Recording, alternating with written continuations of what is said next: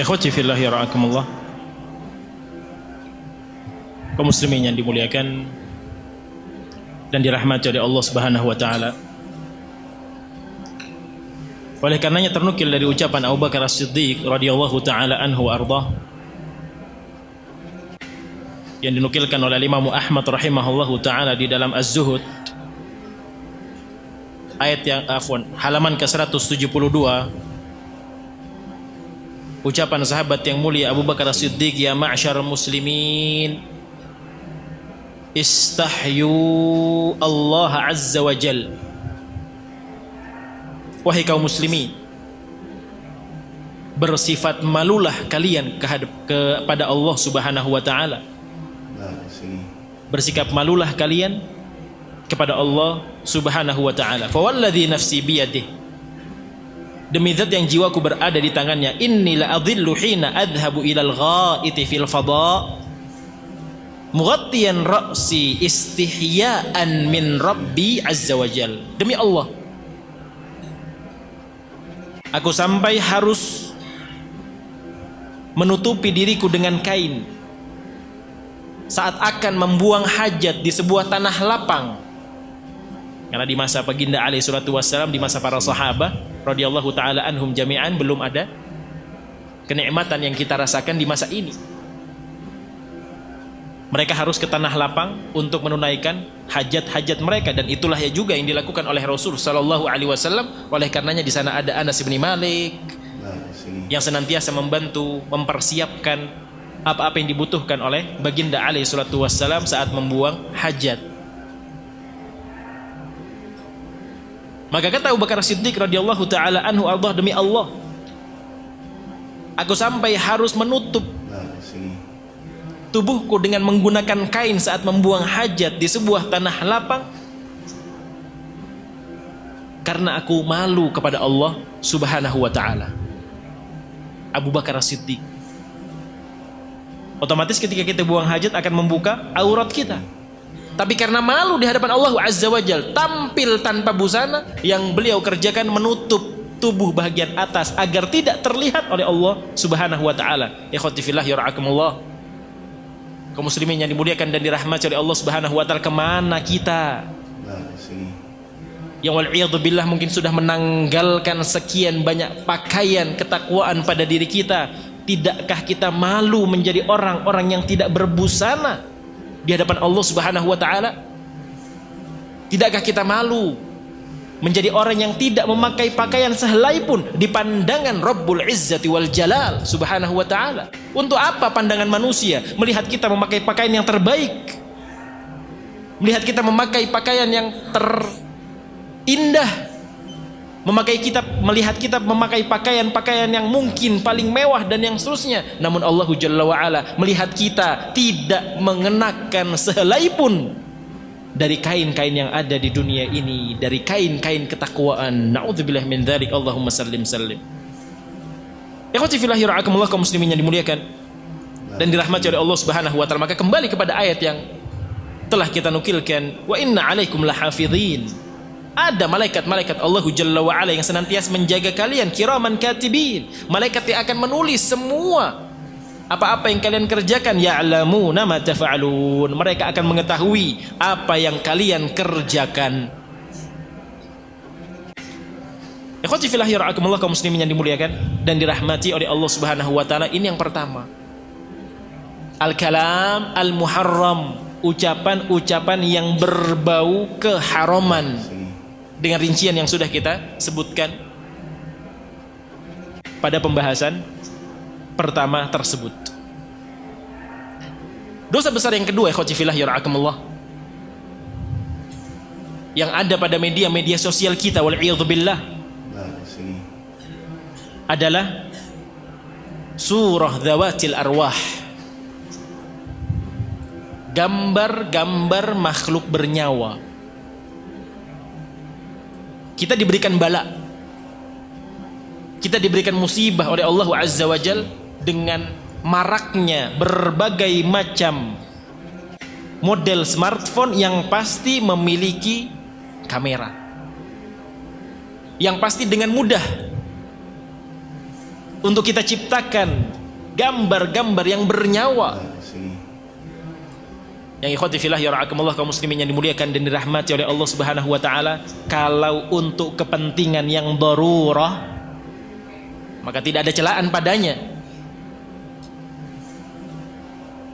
Pada kepentingan-kepentingan yang mendatangkan maslahat besar, maslahat dakwah, agar sampai kepada mereka yang di ujung sana, hadis-hadis baginda alaihi salatu wassalam, agar sampai kepada mereka yang di benua sana, firman-firman Allah Subhanahu wa taala agar sampai kepada mereka yang di ujung dunia lain, petuah-petuah para ulama, tidak ada yang tercela sama sekali. Bahkan itulah sebuah ijtihad yang dipilih oleh para ulama kita al-kibar di masa ini, Al-Imam Ibnu Baz rahimahullahu taala, Al-Imam Al-Utsaimin rahimahullahu taala, dan yang masih hidup alhamdulillah Asy-Syaikh Shalih bin Fauzan Al-Fauzan. Ad-darurah dan yang mendatangkan maslahat besar. Hanya dua batasan ini yang diizinkan oleh mereka. Selebihnya, ketika smartphone tadi, media-media sosial yang kita miliki ternyata yang isinya adalah perkara yang diharamkan oleh Allah Subhanahu wa taala, dari gambar-gambar makhluk bernyawa yang disebutkan oleh baginda Rasulullah sallallahu alaihi wasallam, dengan kesimpulan orang yang suka menggambar ini akan menjadi golongan manusia yang paling zalim pada dirinya sendiri. Di dalam sebuah hadis yang sahih, Rasul sallallahu alaihi wa ala alihi wasallam menyampaikan, innal ladzina yasna'una hadhihi suwar yu'adzabuna yaumal qiyamah yuqalu lahum ahyu ma khalaqtum. Sesungguhnya mereka-mereka yang membuat gambar-gambar makhluk bernyawa ini, karena memang yang diharamkan di dalam hadis-hadis baginda alaihi salatu wassalam adalah gambar makhluk bernyawa, gambar masjid, pohon, dinding, kipas angin, apapun benda mati tidak ada masalah, silahkan. Bagi kita yang mungkin jiwanya memiliki muyulah, kecondongan, senang dengan fotografi, senang dengan seni, senang dengan ini dan itu, manfaatkan yang halal yang diizinkan oleh syariat Islam, yang para ulama tidak berselisih, bersepakat bolehnya, yaitu yang tidak memiliki unsur nyawa di dalamnya, gambar-gambar benda mati, silahkan manfaatkan. Keahlian-keahlian, kesenian-kesenian, hobi-hobi dan yang seterusnya, silahkan. Pantai dari ujung sana sampai, silahkan, tidak ada masalah. Tapi kalau yang berkaitan dengan zawatul arwah, kita akan berhadapan dengan perselisihan para ulama, terlebih ketika kita akan mendapatkan pendapat yang rajih, pendapat yang kuat dalam permasalahan ini adalah hadis-hadis yang disampaikan oleh baginda alaihi salatu wassalam. Sesungguhnya mereka yang membuat gambar-gambar dari gambar makhluk bernyawa tersebut akan, na'udzubillah min dzalik, Allahumma sallim sallim, mendapatkan azab pada hari kiamat. Dikatakan kepada mereka yang sedang diazab, hidupkan apa yang sudah kalian gambar, hidupkan apa yang sudah kalian foto, hidupkan apa yang sudah kalian buat video. Itu makna yang disebutkan oleh para ulama kita, di antaranya Syekhuna Ubaid bin Abdullah bin Sulaiman Al-Jabiri, demikian pula Syekh syuyukhina Muqbil ibn Hadi Al-Wadi'i. Ikhwati fillah yara'akumullah, kaum muslimin yang dimuliakan dan dirahmati oleh Allah Subhanahu wa taala. Demikian pula hadis yang sudah kita ketahui bersama yang diriwayatkan oleh Imam Muslim rahimahullah, inna asyaddan nasi adzaban indallahi yaumal qiyamatil musawwirun. Sesungguhnya manusia yang paling berat siksanya nanti di yaumul qiyamah di sisi Allah Subhanahu wa taala adalah orang-orang yang suka mengambil gambar. Masuk padanya hukum video, masuk padanya hukum fotografi ketika keluar dari dua batasan yang sudah kita sebutkan, al-haja ad-daruriyah wal maslahah al-kabirah. Sedang makan, apa kepentingan, apa maslahatnya? Sedang makan, sedang kongko, sedang di tepi pantai, sedang di bawah kaki gunung, sedang di dalam masjid mungkin. sedang touring, wa ila akhirih. Na'udzubillah min dzalik. Haula as-sururiyah mendapatkan ujian dari Allah Jalla wa Ala dalam perkara-perkara ini, ikhwati fillah ya ra'akumullah, yang kita bersyukur kepada Allah Jalla wa Ala masih Allah selamatkan. Alhamdulillahilladzi afana mimma btalahum bihi wa faddalana ala katsirin mimman khalaqa tafdila. Lihat du'at as-sururiyah, lihat du'at ar-raja, berlebihan dalam perkara ijtihadiyah yang semacam ini, bukan lagi perkara daruriyah, bukan lagi maslahat kabirah, namun sudah masuk kepada unsur at-tasahul. Main volley, main badminton, berada di pinggir pantai, wa ila akhirih, seperti yang sudah kita isyaratkan, dilakukan oleh mereka. Kemana hadis Rasul sallallahu alaihi wasallam? Dhaif hadis ini, wahai para du'at ar-raja. Dhaif hadis ini yang diriwayatkan oleh Imam Muslim rahimahullah. Mau kalian bawa kemana makna hadis Rasul alaihi salatu wassalam yang paling keras, yang paling berat siksanya di sisi Allah Jalla wa Ala nanti pada hari kiamat? Al-musawwirun. Apa makna hadis yang mulia ini? Jelaskan kepada kita. Maka ikhwati fillah ya ra'akumullah, ambil ibrah, ambil pelajaran. Kita walhamdulillah seperti yang tadi pada muqaddimah majelis yang mulia ini sudah kita isyaratkan, bukan termasuk dari golongan al-kufar.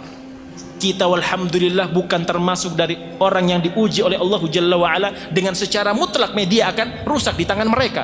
Bahkan mereka jadikan sebagai senjata untuk merusak pemikiran pemuda-pemuda kaum muslimin. Kita sudah berada di nikmatul Islam.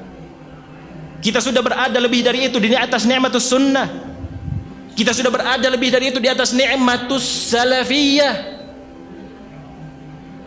Jangan sampai kita korbankan hanya untuk melampiaskan, memuaskan hobi tercinta kita, fotografi, jiwa seni kita ini dan itulah. Bertakwa kita semua kepada Allah Subhanahu wa taala. Ikhwati fillah ya ra'akumullah. Banyak perkara yang halal, walhamdulillah. Silahkan isi, silahkan penuhi. Sampai tumpah-tumpah silahkan penuhi media sosial kita. Sampai mungkin memorinya, giganya tidak sanggup menampung lagi, silahkan, dengan gambar yang tidak bernyawa. Banyak spot-spot yang indah di sana, walhamdulillah. Allah Jalla wa Ala menjadikan alam semesta ini indahnya luar biasa, maka ada tadabburul alam di sana. Manfaatkan dengan apa yang halal. Puaskan batin seni kita, puaskan jiwa seni kita, puaskan hobi fotografi kita dengan al-halal. Sebagaimana kita disyariatkan untuk menikah, ketika kita bisa melampiaskan hawa nafsu kita, walhamdulillah, pada perkara yang diizinkan oleh Allah Jalla wa Ala, al-halal, yang akan mendapatkan pahala. Yang ketika Nabi SAW digambarkan oleh seorang pemuda yang izin kepada beliau alaihi salatu wassalam, atau bertanya lebih tepatnya, apakah aku ketika mendatangi pasangan halalku wahai Rasulullah mendapatkan pahala dari Allah Jalla wa Ala ataukah tidak? Dibalik dengan pertanyaan yang sama oleh beliau alaihi salatu wassalam, namun dengan makna yang berbeda. Kalau engkau mendatangi wanita yang haram hukumnya untuk engkau datangi, apakah engkau akan mendapatkan dosa? Iya wahai Rasulullah, na'am. Demikianlah ketika engkau mendatangi pasangan halalmu, pahala demi pahala yang akan engkau dapatkan.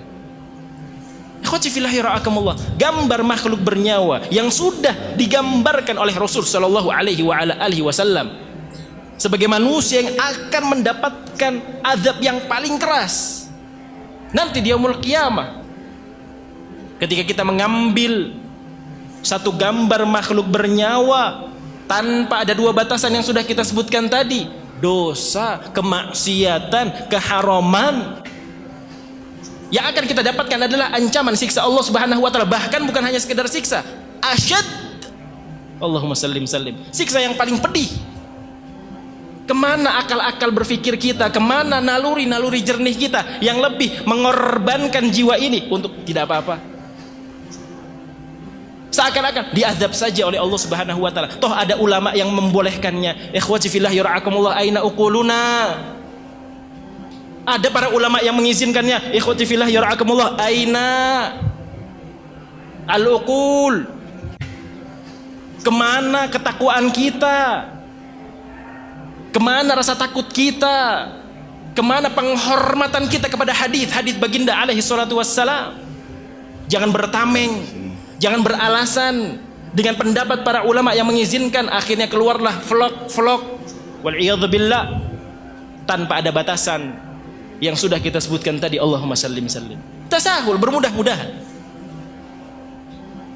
Padahal kalau kita mau mengarahkan kepada perkara yang halal, benda-benda mati dengan sekian banyak spot yang indah, dengan sekian banyak pilihan yang Allah Jalla wa'ala, makhluk Allah, ciptaan Allah yang tidak bernyawa sangat banyak. Ikhwati fillah yara'akum. Dalam kondisi ketika kita mengarahkannya ke sana, pahala demi pahala yang kita dapat.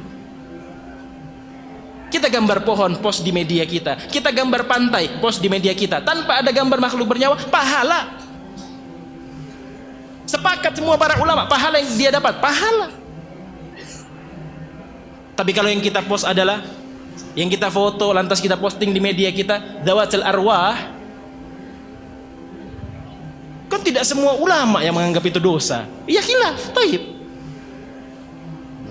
Tapi kalau kita sebagai seorang yang walhamdulillah diberikan akal yang sehat, diberikan fitrah yang walhamdulillah jernih, naluri-naluri yang bersih, walhamdulillah di atas bimbingan dakwah, masa ia mau kita korbankan pahala yang sudah jelas-jelas pasti akan kita dapatkan dengan perkara yang masih ada kemungkinan? Ikhwati fillah yara'akumullah, kaum muslimin yang dimuliakan dan dirahmati oleh Allah Subhanahu wa taala. Kita harus bertakwa kepada Allah Jalla wa ala dengan ketakwaan yang lebih maksimal di masa ini. Jangan kita terlena dengan kepandaian kita, dengan jiwa seni kita, dengan hobi fotografi kita, wa ila akhirih. Jangan kita terlena dengan izin dari sebagian para ulama, pendapat bolehnya dari sebagian para ulama. Jangan, ikhwati fillah yara'akumullah. Tugas kita ibtaghi fima atakallahu dara al-akhirah.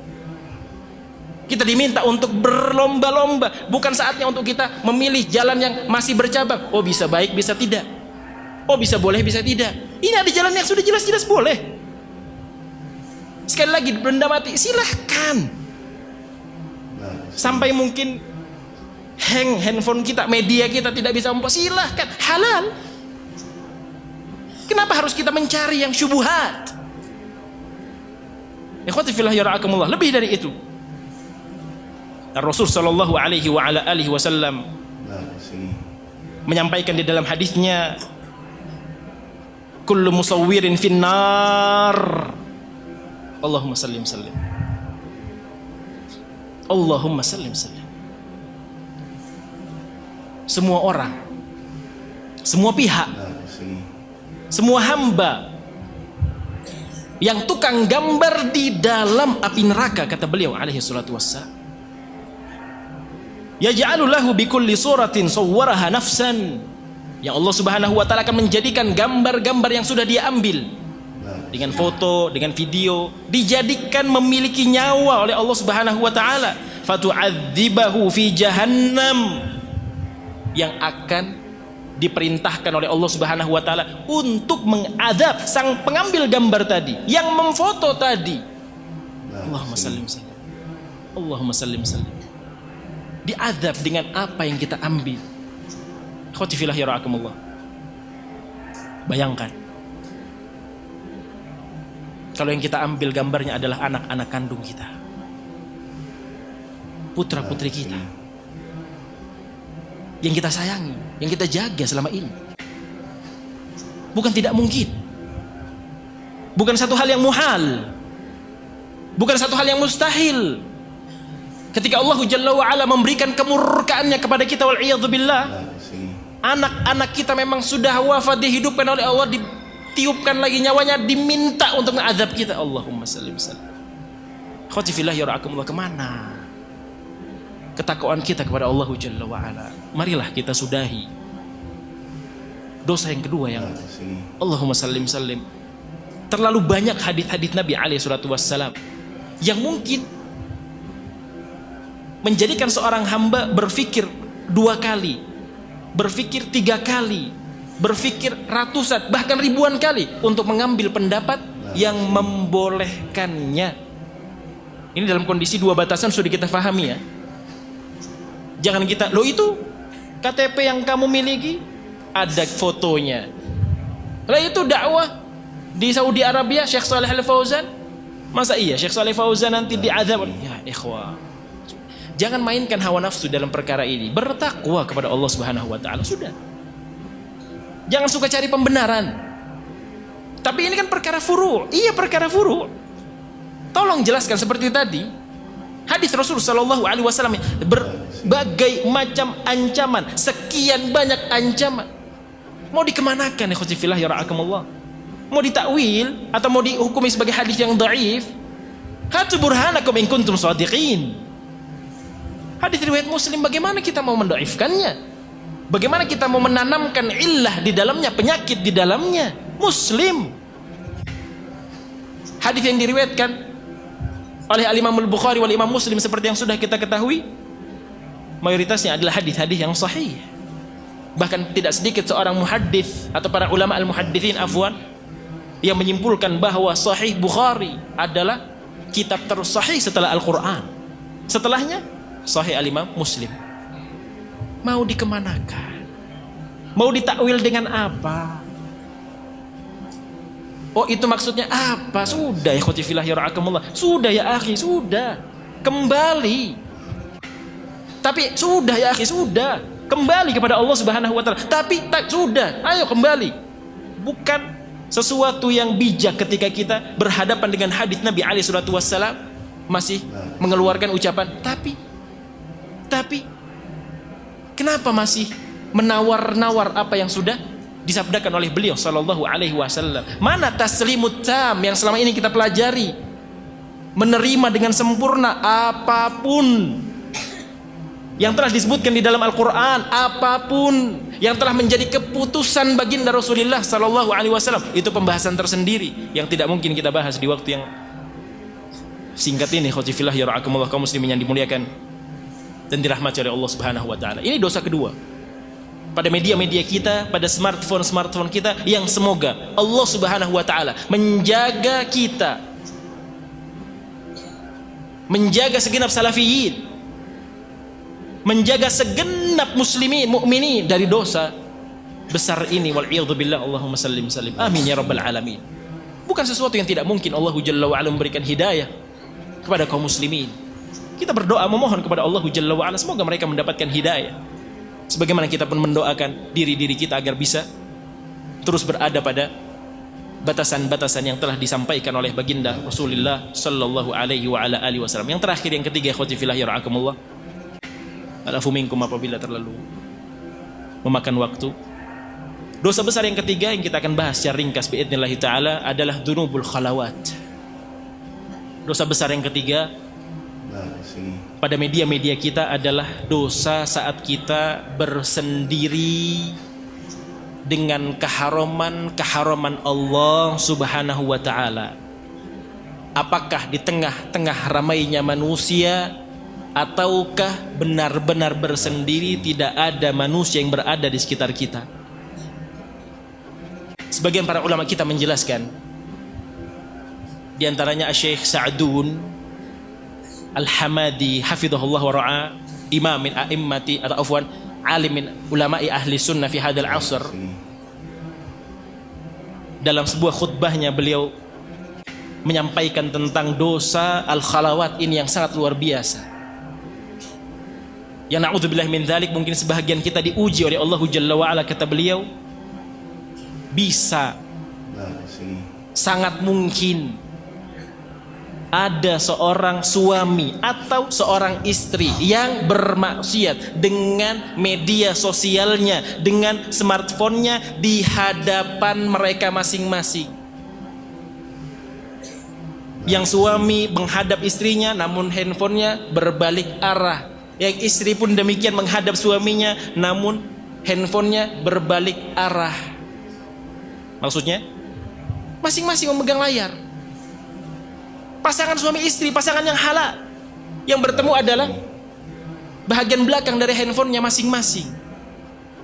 Kata beliau hafizahullah wa ra'a, sedang berdunubul khalawat, betapa besarnya musibah yang ada di tengah-tengah kita. Alamin ulama ahli sunnah yustafad min. Beliau berasal dari negeri Iraq. Hafizahullah wa ra'ah. Beliau puji Syekhuna Rabi' bin Hadi Umair, beliau puji Syekhuna Ubaid Al-Jabiri. Jazahullah khairul jaza. Yustafad min. Salah satu yang mungkin bisa kita jadikan sebagai referensi di masa tersebarnya berbagai macam asyubuhat yang ada di tengah-tengah kita. Ikhwati fillah ya ra'akumullah, kaum muslimin yang dimuliakan dan dirahmati oleh Allah Subhanahu wa taala. Hadis yang diriwayatkan Al-Imam Ibnu Majah menjelaskan kepada kita akan hal ini. Kata baginda Rasulullah sallallahu alaihi wasallam, la a'lamanna aqwaman min ummati yatuna yaumal qiyamah bihasanati amthali jibali tuhamah bayda fayaj'aluha Allahu azza wa jalla haba'an manthura. Sungguh aku mengetahui satu kaum dari kalangan umatku yang nanti pada hari kiamat membawa sekian banyak amal-amal kebaikan, sekian banyak amalan-amalan soleh. Bahkan digambarkan oleh beliau alaihi salatu wasallam seperti gunung Tihamah. Segunung amal solehnya, setinggi gunung amal ketaatannya kepada Allah Subhanahu wa taala. Namun ternyata di saat hari kiamat itu, saat dia berhadapan dengan Allah, mungkin saat kita berhadapan dengan Allah, bisa jadi apa yang disabdakan oleh Nabi alaihi salatu wasallam, kita yang sedang memiliki banyak dunubul khalawat. Allahumma sallim sallim. Saat kita berhadapan dengan Allah Subhanahu wa taala, Allah jadikan kebaikan-kebaikan kita yang banyak tadi, yang segunung tadi, habaan manthura. Sesuatu yang tidak berarti apa-apa, diterbangkan oleh Allah bagai debu yang berterbangan. Maka sang perawi hadis, sahabat yang mulia Thauban mengatakan, wahai Rasulullah, sifhum lana, jallihim lana, alla nakuna minhum wa nahnu la na'lam. Wahai Rasulullah, tolong jelaskan kepada kami seperti apa keadaan mereka di dunia agar kami bisa menjadi orang yang menyelamatkan diri, menjauhkan diri dari sifat-sifat yang ada pada sisi mereka. Beliau pun alaihi salatu wasallam menjawab ucapan Thauban atau pertanyaan Thauban, amma innahum ikhwanukum, mereka adalah saudara-saudara kalian, wa min jildatikum, dari golongan-golongan kalian, manusia seperti kalian sama, bukan dari kalangan jin, bukan dari kalangan syaitan, tapi sama dari kalangan anak cucu Adam. Wa yakhuduna minal laili kama ta'khudun, bahkan sebahagian mereka mengerjakan salat malam sebagaimana yang kalian kerjakan, wahai para sahabat, wahai Thauban. Mereka memiliki qiyamul lail, mereka memiliki salat witir, mereka memiliki hafalan Al-Quran, mungkin meraja amal satu gunung, bukan amal yang sedikit. Ikhwati fillah yura'akumullah, mereka salat di malam hari sudah menunjukkan keikhlasan mereka luar biasa, di mana manusia tidak melihat mereka salat mereka di malam hari, qiyamul lail, witir mungkin tidak pernah ditinggalkan. Walakinnahum, akan tetapi yang disayangkan, mereka adalah aqwamun, satu kaum, idza khallau bimaharimillah intahakuha, ketika mereka bersendiri, ketika mereka berhadapan dengan keharaman dari Allah Azza wa Jalla, mereka tabrak, mereka kerjakan, karena tadi tidak ada yang melihat. Hanya antara saya dengan media sosial saya, hanya antara saya dengan smartphone saya, hanya antara saya dengan layar handphone ini. Allahumma sallim sallim. Ikhwati fillah yara'akumullah. Keharuman demi keharuman yang ada, harus mau tidak mau kita ingkari. Apakah itu keharuman dari telinga, mata, seperti tadi yang al-lisan, al-muharram, dan yang seterusnya. Ikhwati fillah yara'akumullah. Media sosial akan menjadi fitnah ketika kita wal'iyadzubillah mengabaikan batasan-batasan yang telah disebutkan oleh Rasul sallallahu alaihi wasallam, bahkan Allah Jalla wa Ala.